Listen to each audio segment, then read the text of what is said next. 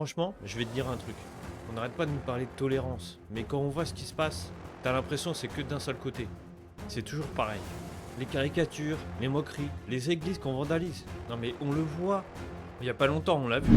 Des statues de la Vierge Marie renversées, des crucifix brisés, des graffitis. Partout et personne ne bouge. Imagine tu changes juste la religion visée.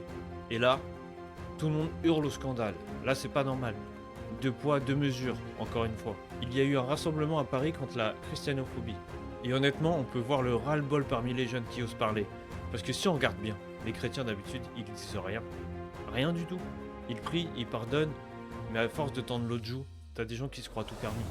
Et quoi face à la persécution? Le chrétien doit prier face à la persécution. Oui, mais attendez, Certes. avec les prières, on va attendez, faire quoi? attendez. Le chrétien doit prier face à la persécution. Mais si le chrétien est attaqué physiquement, il a tout à fait le droit de se défendre. Des hommes comme celui qui a attaqué Achour, il ne mérite pas une simple peine de prison, il mérite une peine de mort.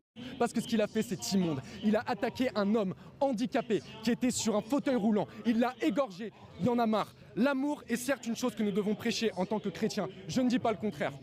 Mais ce christianisme bisounours qu'on nous sert depuis maintenant les années 60, c'est ce qui a tué le christianisme. En France, nous sommes une terre chrétienne. Mais vous savez, en vérité, la persécution chrétienne en France, elle ne date pas d'hier. Elle a commencé en 1789, lorsque la République est née et qu'elle a souhaité anéantir le sacré. Et aujourd'hui, nous avons encore ces marques présentes. La France est un pays dans lequel nous pouvons insulter le Christ.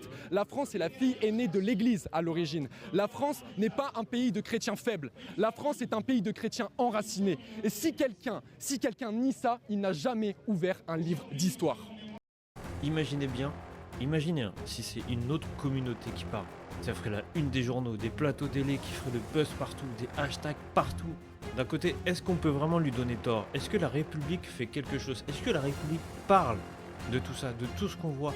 Les articles, des articles sur les églises qui sont vandalisées. Est-ce qu'ils en parlent?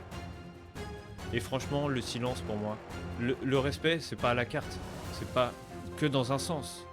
Mais par contre, se taire, c'est aussi une forme de lâcheté.